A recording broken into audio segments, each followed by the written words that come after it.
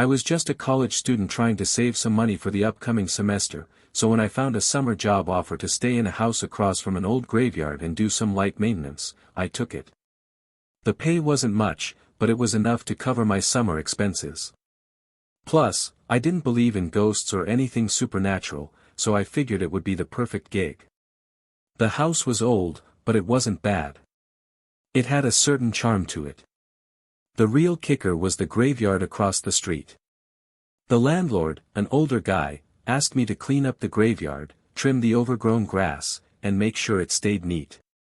It didn't bother me, so I got to work right away. But after a few days, things started to feel off.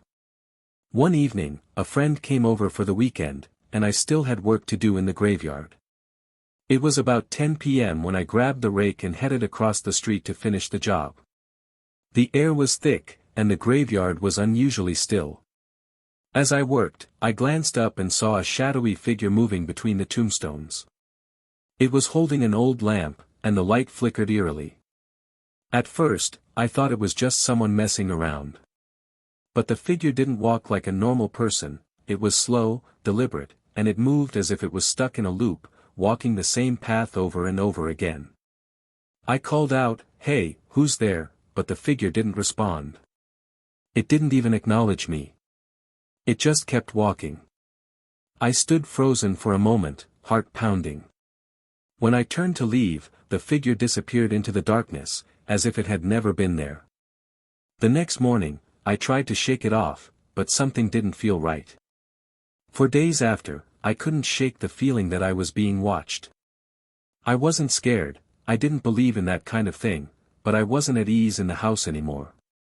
I kept hearing strange noises, water running, footsteps, or what sounded like someone watching me while I slept. One night, I woke up with this overwhelming sense of unease. I couldn't sleep, so I got up and made some coffee, trying to calm down. I sat by the window, staring out into the graveyard. As I watched, I saw the same light moving slowly between the graves, just like the night before. But this time, the light stopped. I felt a strange chill run down my spine, as if the figure was staring directly at me. I couldn't sleep after that. The unease followed me everywhere. The next few nights, I barely slept at all. Every creak of the house, every rustle of the wind, it all seemed like someone was standing right behind me. After a few days, I couldn't take it anymore.